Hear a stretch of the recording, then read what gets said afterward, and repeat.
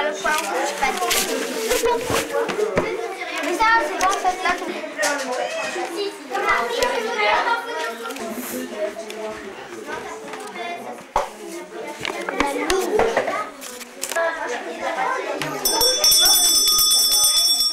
Je déclare ouvert le conseil d'enfants. Le conseil d'enfants permet à tout le monde, tous ceux qui souhaitent, de s'exprimer sur le mot qui est lu, avec le bâton de parole. Et je vous demande de rester bien dans le sujet du mot, de ne pas parler d'autre chose qui s'est passé il y a très longtemps ou de quelque chose qui n'a rien à voir avec le mot. Et je vous demande aussi de bien réfléchir à ce que vous allez dire pour ne pas être trop long quand vous parlez. D'accord ? Je voudrais qu'on me partage de sa popote quand on déjeune. Et il y a un autre mot aussi qui parle de la nourriture. Lucas et Philémon prennent mes galettes de mon goûter et je ne suis pas d'accord. Jimmy. En fait, moi j'en avais pris parce qu'ils étaient tombés. Mais Lucas, il les avait pris dans le paquet sans demander. Si, je crois pas. Je crois qu'il a demandé. Mais il les avait pris en fait dans le paquet. Pris comme s'il prenait des mains. Moi, je les avais pris parce qu'il était tombé. Il y en avait un qui était tombé par terre. T'as pas la parole. Alors, je voulais rappeler que quand un enfant partage ce qu'il y a dans sa popote, ça veut dire que l'enfant qui reçoit quelque chose, il partage aussi ce qu'il y a dans sa popote. Moi, je voulais dire que il y a des fois, moi, ça m'est déjà arrivé que j'avais, par exemple, j'ai dit ça, mais c'est pas vraiment quelque chose que j'aime.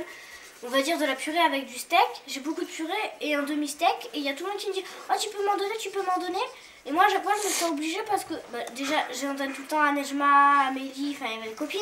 Mais après, il y a tout le monde qui me demande et j'ose pas dire non. Et du coup, après, ça fait que je mange plein d'autres choses, plein de mélangés. Pas forcément que j'aime beaucoup et que j'aurais préféré manger mon steak. Des fois, il me reste ça sur un gros truc. Et voilà, je me sens un peu obligée. Qui veut parler à ce sujet ? Lota. Quelqu'un d'autre donne de sa popote et puis qu'on n'a pas envie de en donner, on n'est pas, même si on se sent obligé et puis on n'a pas envie, on peut dire non. Comme Louise, elle se sentait obligée, mais si on n'a vraiment pas envie, on dit non. Nous avons une demande pour la direction de l'école. Nous voudrions savoir si nous pourrions avoir un budget pour acheter du bois pour la cabane que nous allons construire dans l'année. Nous aurions besoin de à peu près 400 €. Merci d'avance. Je lève la main. Moi je voulais dire déjà, donc j'ai écrit ce mot parce qu'on m'avait demandé, et surtout parce que ils ont dit le bois qui est dans le tas là-bas, il est pas bien, il est pas de la bonne qualité pour ce qu'on veut faire. Et en plus ils vont bientôt retirer le tas parce qu'ils disent que c'est trop dangereux. Alors du coup c'est pour ça qu'avec le groupe on a eu l'idée d'acheter le bois quoi. Et moi je voulais dire que le bois qu'on aurait besoin c'est du Douglas. Du Douglas.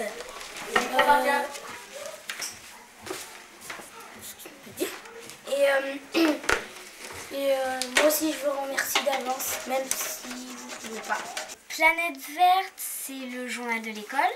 Donc tous les ans, on produit un journal où il y a des enfants qui s'occupent de la couverture, des fois juste un ou plusieurs. Après, il y a des enfants qui font des dessins, des poésies, qui font des articles sur des choses qui les intéressent, qui font des rubriques. Par exemple, là, il y a des garçons qui ont fait une rubrique qui s'appelle les animaux fantastiques. Ils inventent des animaux et puis ils les expliquent. Le journal, en fait, on va le sortir le 13 décembre. On va essayer de le vendre au marché de Noël pour pouvoir financer le projet qu'on a de la cabane de la colère. Pour pouvoir acheter du bois et les matériaux qu'il faut. Alors, la cabane de la colère, au départ, c'était un endroit pour quand on était en colère, au lieu de se défouler sur les autres qui nous avaient énervés, on allait dans cette cabane et on pouvait cogner contre les murs. Avant, il y avait un punching ball on tapait dedans, on grimpait dessus, on faisait n'importe quoi dessus. Bon, maintenant il n'y est plus parce qu'on l'a un peu cassé. Et là on va en construire une. C'est aussi une cabane de la colère, sauf que maintenant on joue un peu plus dedans. Et on va envoyer une lettre pour demander à un des charpentiers de venir regarder nos plans qu'on a fait, pour qu'il regarde si c'est solide, tout ce qu'on aura fait. Notre plan, s'il est bien, moyen, il faut rajouter des choses. Soit il faut... Voilà, c'est ça. Donc après, t'as 4 chiffres après la virgule. Là. Tu vois? 1, 2, 3, 4. Donc ta virgule, elle est où? 2, 3, 4 là. Voilà. Donc, dis-moi ce que t'en penses. D'après ton calcul, c'est un 4 là? Ouais. D'après ton calcul, ton bois il va te coûter 1417 €. T'as dû te tromper quelque part? Non? Non. Donc en construisant comme ça, seulement avec 8 solives, on trouve 1417 €. C'est cher. C'est possible? Alors 3 x 5. 3 x 50. Je mets ça. T'as mis ton 5, t'as retenu les amis. Voilà, tu l'as vu. 3 x 2. 3 x 6. 3 x 4. 12. Donc ta virgule, faut que tu la mets où? Là. Où ça?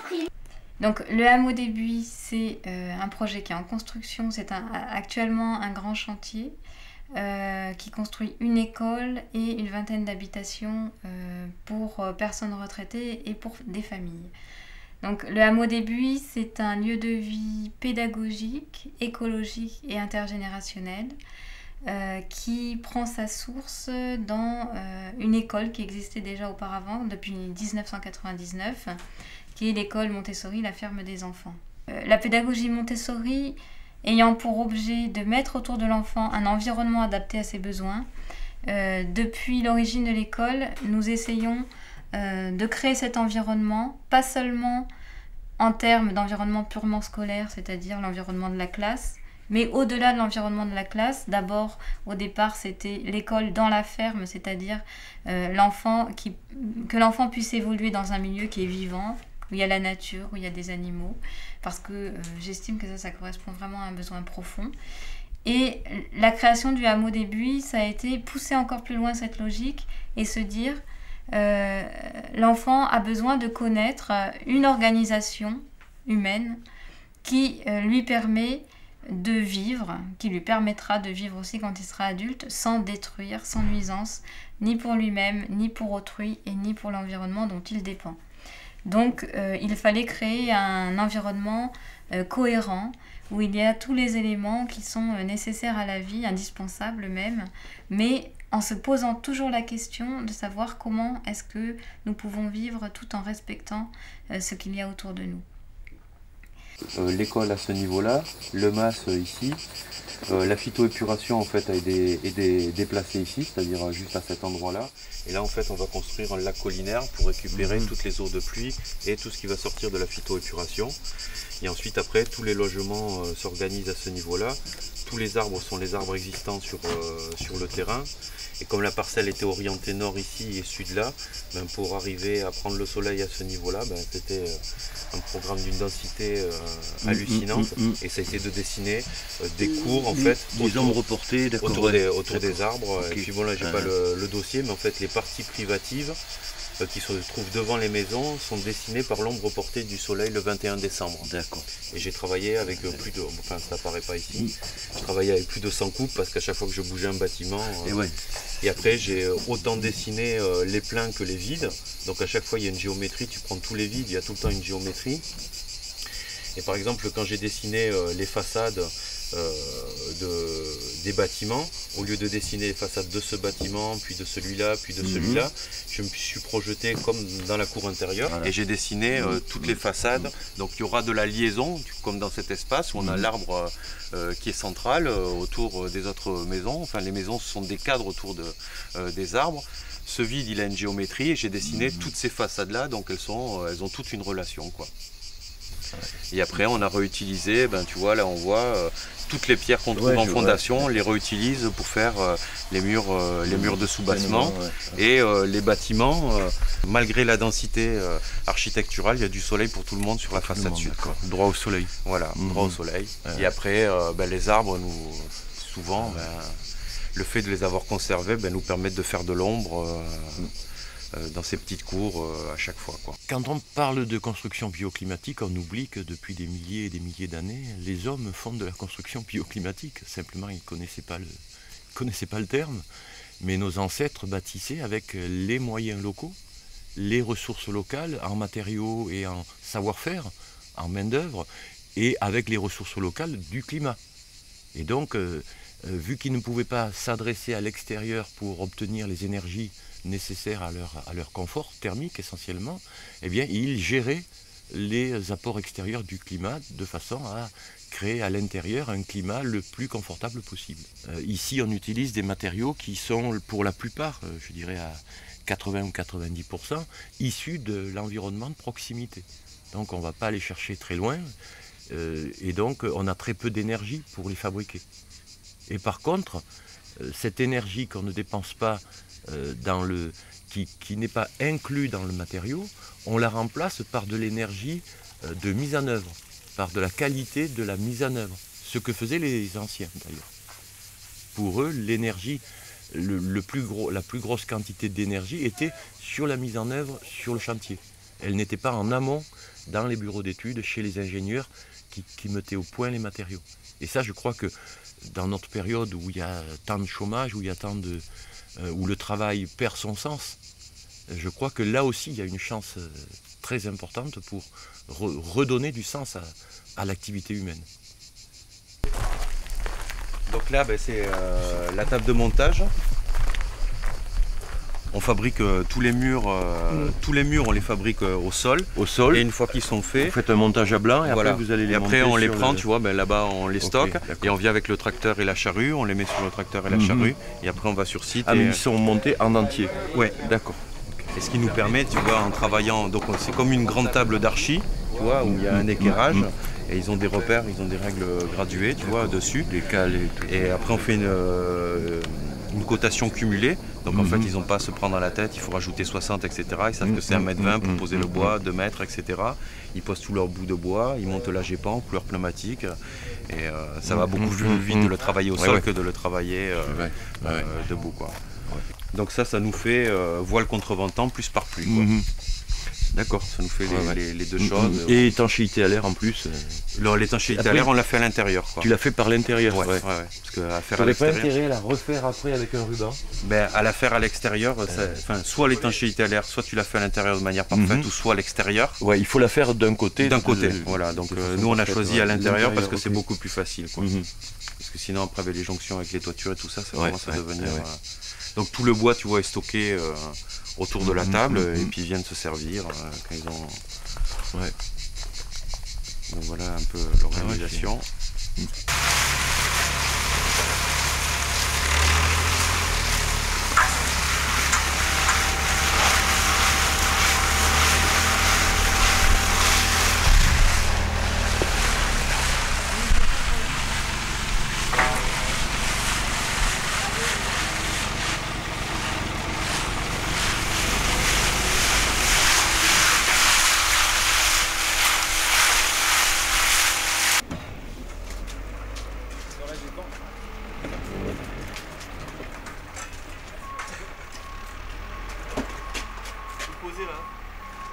Ouais, on va le poser sur la liste. Non, décharger, c'est disposer sur la liste. Attention, doucement. Attention les tuyaux, laissez pas. Bon, c'est bon. Les œufs dans l'eau. On se fixe pas de voler. Hein? 2, 3. Là, vous passez. On le pose sur la liste en premier. Ouais. Ok. Et bien alors, si. Allez, va avec. C'est quoi Romain? C'est Renard? Attends, non. On avance un peu là. Voilà, c'est bon. Bien vertical. Oui, vertical, il est pas bon.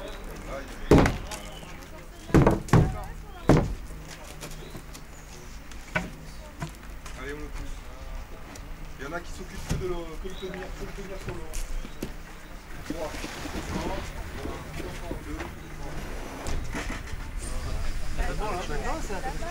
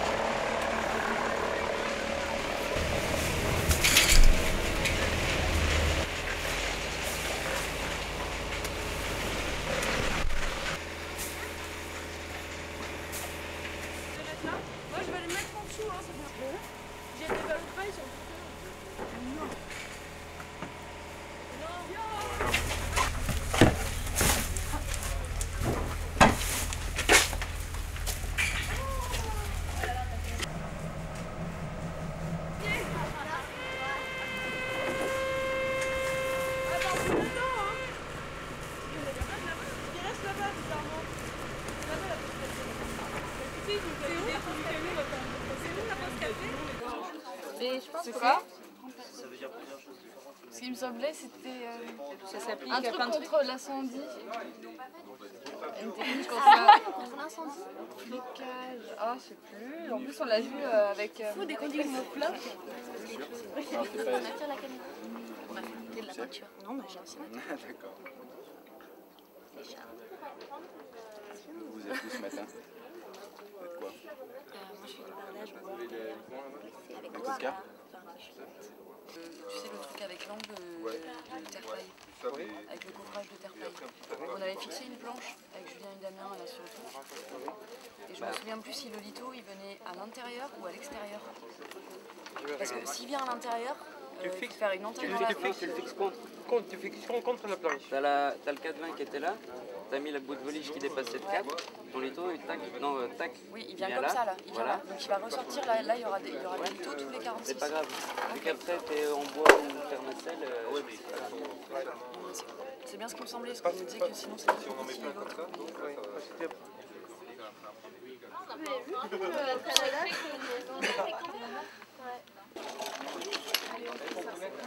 Juliette, il y a une passoire ou pas? Non. Une passette. Une passette. Une passette ou une passoire? Ah, alors nous on dit passoire. Tu dis passoire? Non, en fait, tu sais, il y a une passette là. Il y a des amis. Ah, tu dis passette toi aussi? Ah, tu vois qui dit passette? Moi aussi, je dis passette. Aujourd'hui, on semble redécouvrir la paille, mais c'est effectivement un matériau qui est utilisé depuis plus longtemps dans le bâtiment que le parpaing de ciment. Tous les matériaux végétaux qu'on utilise, que ce soit le bois, la paille, etc., sont des matériaux qui sont issus de plantes. Et une plante, pour sa croissance, elle va stocker du gaz carbonique, du CO2, par effet de photosynthèse. Et ce CO2 va être scindé en deux parties, le carbone qui est stocké dans les fibres et l'oxygène qui est relâché dans l'atmosphère. Donc si on ne brûle pas la paille, après qu'on l'ait récoltée, si on ne la laisse pas se décomposer, eh bien c'est autant de CO2 en moins qui va être dans l'atmosphère. Donc c'est un matériau qu'on appelle puits de carbone.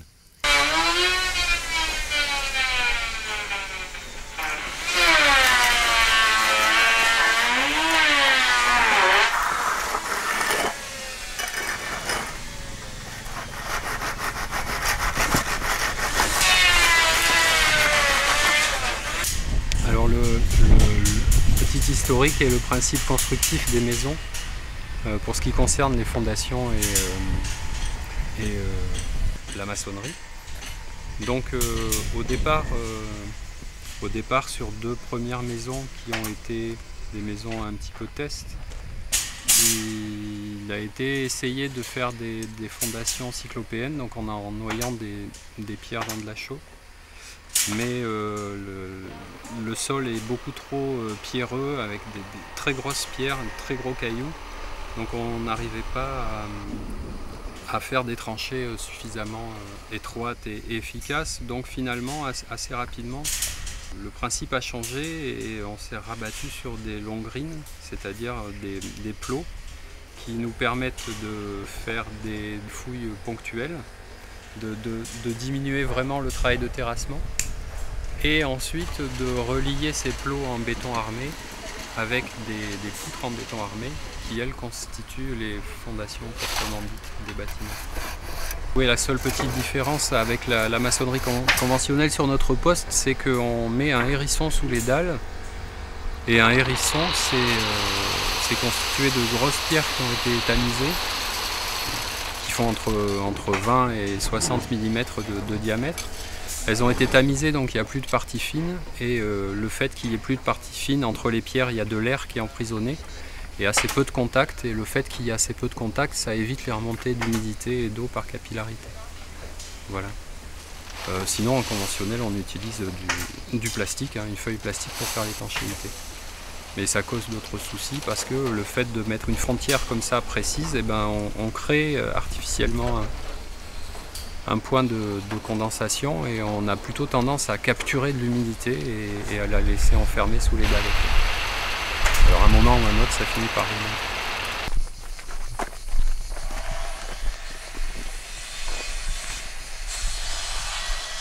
C'est pas la terre, à l'origine, c'est celle-là, voilà. Celle-là qui est... Donc là, tu vois, elle a été un petit peu décompactée, aérée pour sécher dans la journée, donc elle va sécher toute la journée. Ensuite, après, on la prend à la pelle. On la baigne dans cette machine-là, et cette machine, tu vois, a une tête qu'on peut orienter. On l'envoie directement dans notre bac, et là, tu vois, tu as de la barbotine qui est prête pour demain matin. D'accord. Ouais. Et tu vois, et comme on a un grain qui est très très fin, on a déjà, tu vois, toutes les opérations de broyage, tamisage, ils sont résolus, et ça, on peut l'utiliser directement. Donc, une fois que la barbotine est faite, on remplit les pendeurs à fumier, on fait une couche à peu près de 20 cm de paille, on prend des seaux, on l'arrose. Donc suivant la densité qu'on va avoir dans nos briques, on fait une barbotine plus ou moins dense. Et on arrose avec l'arrosoir, on remet 20 cm, on arrose ainsi de suite. Et ensuite après on se met avec le tracteur, on met en route. Et en 20 minutes, il y a 2 mètres cubes de terre paille qui sortent. Quoi. Ouais, les 2 mètres cubes qui sortent. Voilà. Donc t'imagines cette opération plus cette opération avec ces 2 machines, le temps que ça fait gagner si on devait faire ça manuellement. Quoi. Stop! Encore un peu, ouais. Ah, stop, c'est bon. Ah, c'est un peu trop. Voilà. Un peu trop, oui. Avance, avance, avance!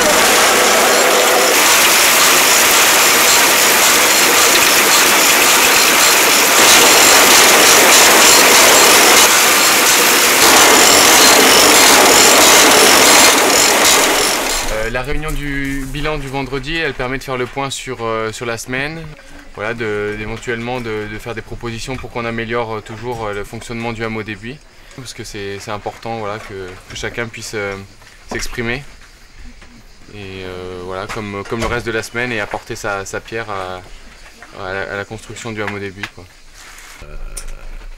Pierre, bénévole depuis une semaine au hameau. Super belle gastro, merci à tous. Voilà. Pour moi, c'était une excellente semaine et je ne peux que remercier tous les présents, volontaires, salariés, etc. pour la bonne humeur qui règne sur le chantier et l'efficacité aussi au travail, parfois même au-delà des horaires prévus. Merci à tout le monde, c'est super. Bonne ambiance de travail cette semaine.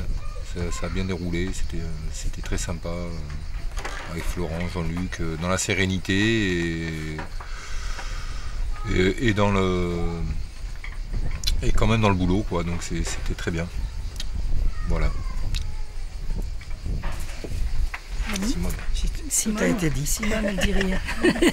Tout a été dit? Oui. Encore. Mais je te dis quand même merci. Ça, je ne l'avais pas dit. Oui, je vais partir aujourd'hui aussi et j'ai passé 2 semaines juste merveilleuses ici. J'espère que mon français amélioré un peu, mais non, ici, je trouve que ce place est juste incroyable. Ce projet est juste merveilleux. Je suis très très contente que je suis une petite partie de ça. Et oui, merci à tout le monde. Et je pense que les chèvres vont me manquer, je pense. Voilà, on avance. Moi, je suis toujours content d'être là. Chaque semaine qui passe, j'apprends plein de choses. Sur moi, toujours sur moi, sur le projet, sur vous. Et c'est voilà, c'est toujours édifiant. Merci. Ouais, ben moi aussi je suis très contente. Terpaille, il a rempli son contrat, voilà. 4 remplissages de moules, de briques par semaine. Voilà, on les a fait. Et voilà. J'espère que l'équipe elle a envie de continuer à travailler. Voilà. Tout va bien.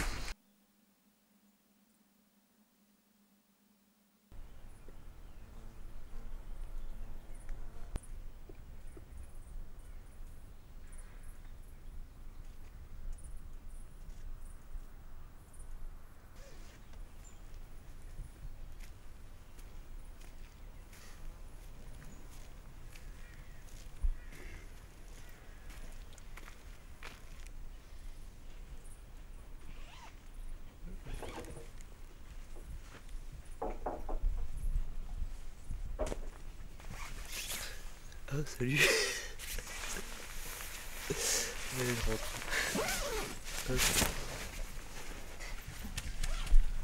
Ah, il y a aussi Yann qui est... Ah, là, lui, il est dur à lever. Yann?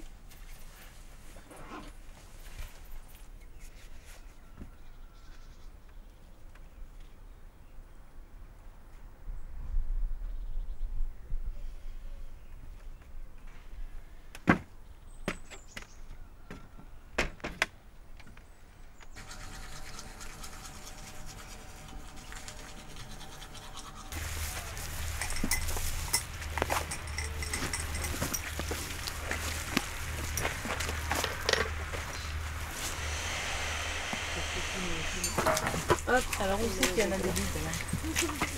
C'est fini là? Alors chez Eugène, c'est tout à l'heure, c'est dommage.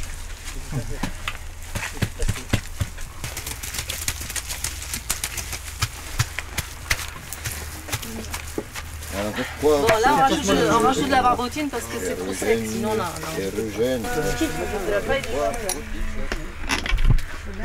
Attends, avant tu essayes de voir qu'il n'y ait pas de tout dessus. Ouais, bon aussi. Là tu commences à être... tu peux me remettre un peu... Ouais, bon aussi. Un peu sec quoi, c'est ça? Ouais.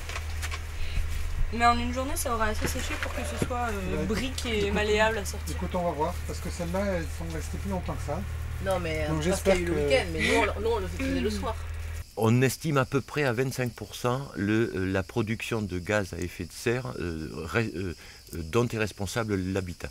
Maintenant, il faudrait rajouter à ces 25% tous les déplacements qui sont induits par le lieu où se situe cet habitat. En effet, pour moi, il n'est pas du tout écologique de construire sa maison isolée, ma petite maison dans la prairie, à 25 km de l'école, de l'épicier, de l'endroit où on va travailler. Parce qu'à ce moment-là, on va avoir beaucoup plus de consommation en énergie pour les déplacements que pour le chauffage ou le confort thermique de cet habitat. Voilà, j'ai découvert beaucoup de choses. Hein. Je ne m'imaginais pas que c'était aussi riche. C'est vraiment riche du point de vue de l'architecture, du point de vue de la conception architecturale, du projet de société que ça... Enfin, c'est une micro-société, évidemment, mais ça peut faire tache d'huile, hein, et ça je le souhaite. Et du côté des relations humaines aussi, que je découvre très très riches. Du côté du boulevard Perrier. Ah oui, je vois, ça y est, je vois, oui. Bah moi j'habite la Plaine, vous voyez aussi ou pas? La Plaine, le marché. Et tu reprends les étudiants.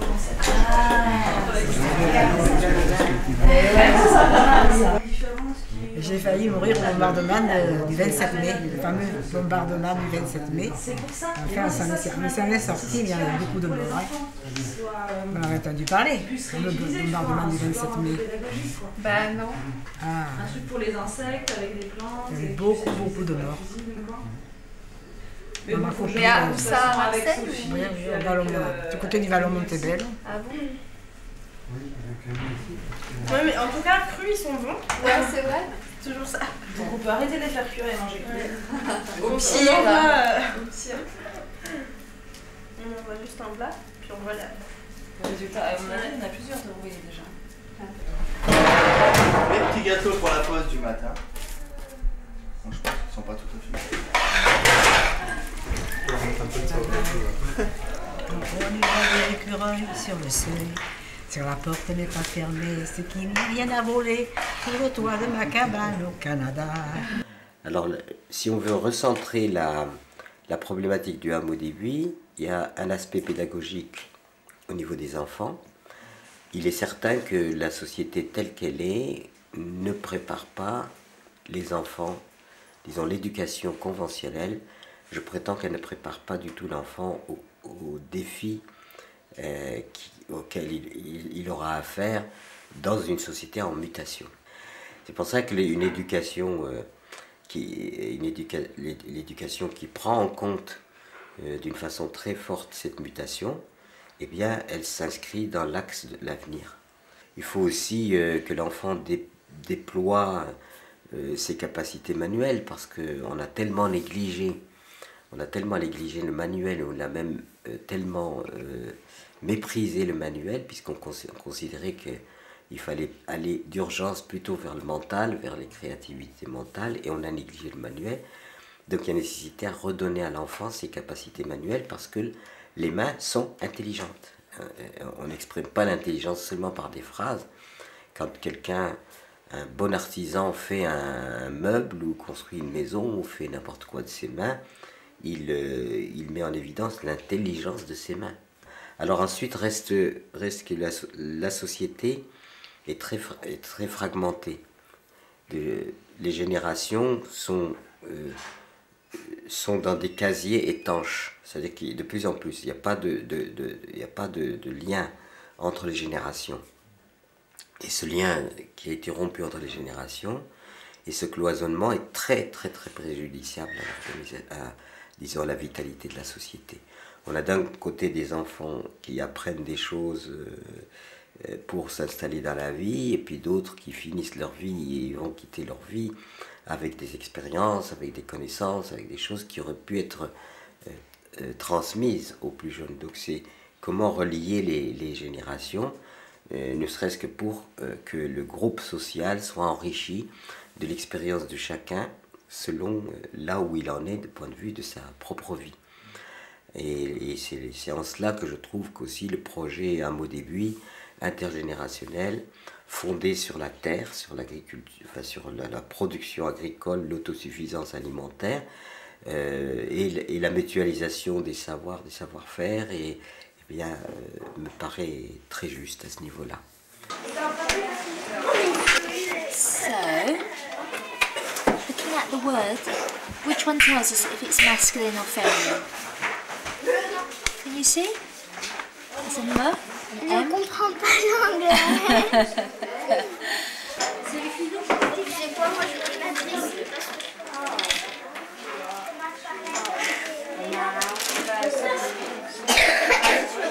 That's for masculine. Okay?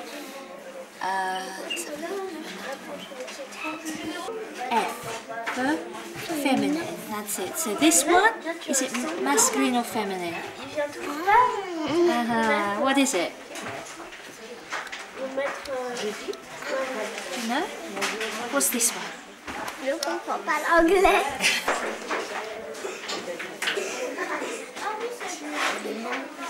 Il est fort. Il est fort. Quoi? Dis fort. Ok, là je l'ai dans la tête. Oh, qui portait yaourt, tout ça pour le film. T'as envie de l'entendre? Tout ça pour moi. Je le disais pourvu que je ne raconte personne que je connaisse. Which continent is this? Which continent? Africa, Europe, moi je suis allée là. Asia? Moi je suis allée là. That's Africa, okay.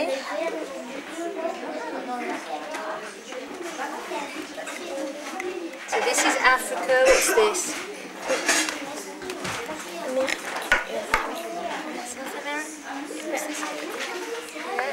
South America. So this one, what's this one? Je comprends pas. Du vécu.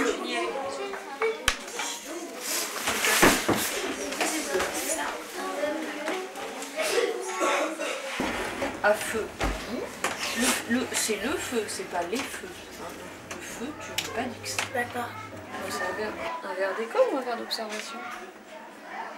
Fais bon choix. Ça, c'est les résultats.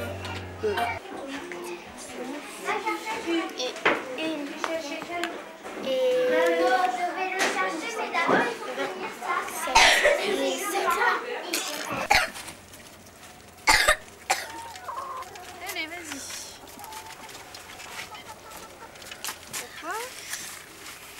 Tu peux les poser, on va les reprendre en partant. Voilà. Allez, vas-y. Ça va, Mélène? Oui.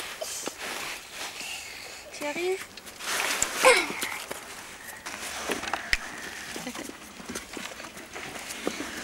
Allez, tu m'ouvres grand? Nathanaël, tu m'ouvres la porte?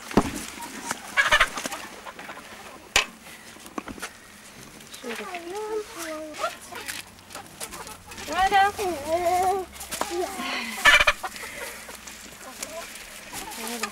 On va essayer de mettre tu vois, un petit arceau, sinon elles vont se battre. Voilà.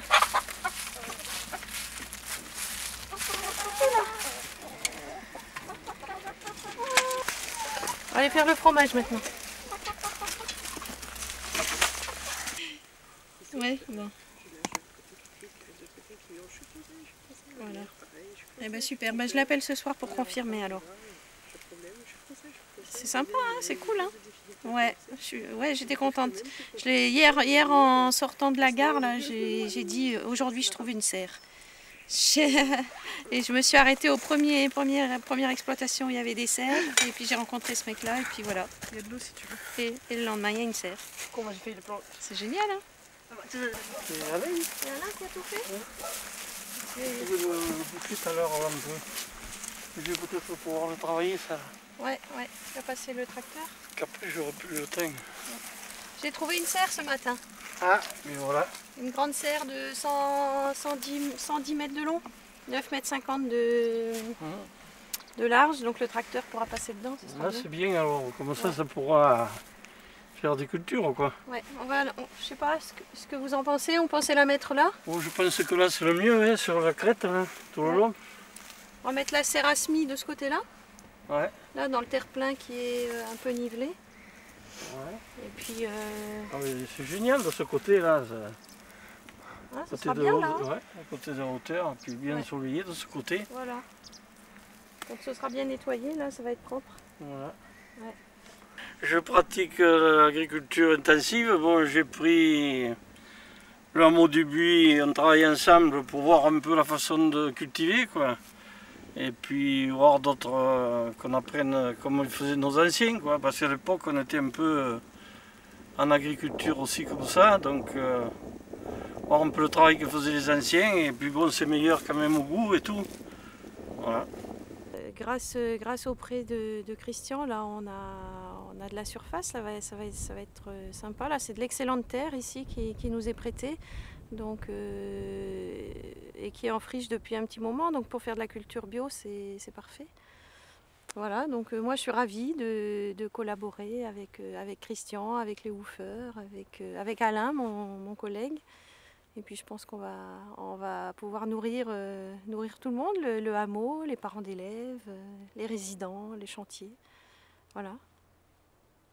Avec Alain, on a choisi de travailler un peu de deux manières. Mettre en place un système de permaculture, donc avec des buttes permanentes sur lesquelles on va éviter de marcher pour ne pas tasser le sol.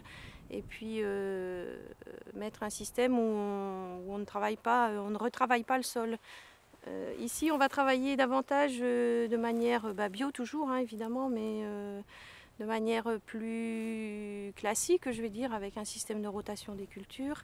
Et puis la petite innovation, enfin en tout cas pour moi, c'est pas le cas pour Alain, puisque Alain c'était son métier précédent. Mais on va essayer de travailler avec des ânes, avec la traction animale. Donc sur cette partie là qu'on voit là, ça sera vraiment destiné à notre production, à Emmanuel et moi. Ça c'est clair, il y a un petit 10 000 m². Et puis il y a 5000 dans les arbres tout autour là-bas où on va travailler, on va faire un peu de production pour le hameau, des gros postes divers, style les patates, les carottes, des choses comme ça, courges.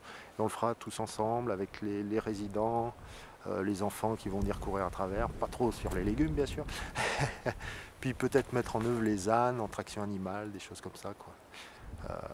Un truc rigolo, quoi, où tout le monde y trouve son compte tranquillement, sans pression, quoi.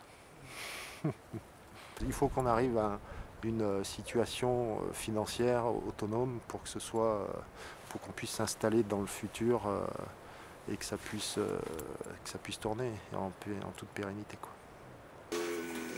Il y a beaucoup de surprises, il y a beaucoup d'improvisation, il y a beaucoup de rencontres étonnantes, d'émerveillement, je dirais, par rapport à ce qu'on peut rencontrer humainement ici, par rapport aux ressources qui sont dégagées. Et par contre, c'est comme une traversée, c'est pas évident, il y a des moments où ça va, il y a des moments où c'est dur et où tout l'équipage souffre, quoi. Et là, on vient de traverser une période vraiment dure, quoi. Vraiment difficile, et effectivement, c'est flagrant pour tout le monde, quoi.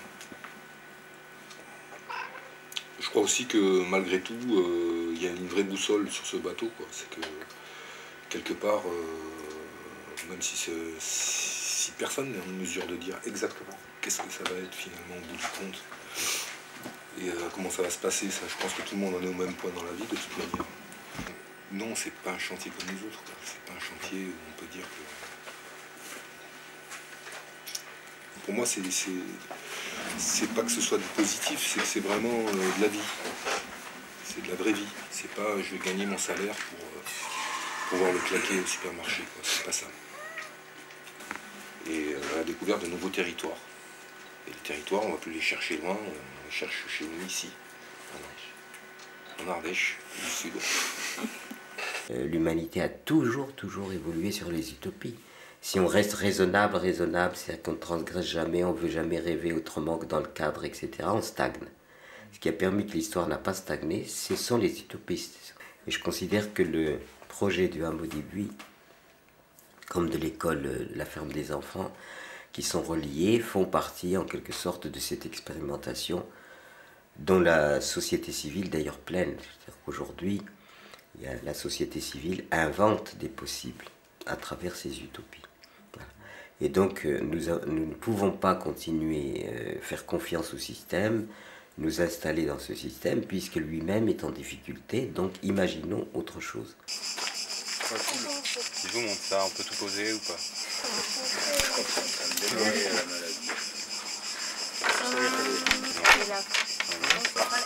C'est où il est, Kevin?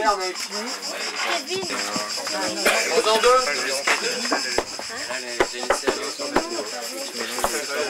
Je vais habiter ici, j'espère, de tout mon cœur. Et voilà. Et j'espère que tout ira bien. Ici, j'aime les personnes qui l'habitent, qui sont ici. Et ça fait déjà pas mal de temps que je les connais, et je suis bien ravi de les connaître. Ça peut m'apporter des connaissances intéressantes et une joie de vivre à être ici. Voilà. Et donc tu penses que c'est une bonne idée, tu es contente de venir ici? Ah oui. Moi j'ai toujours de bonnes idées.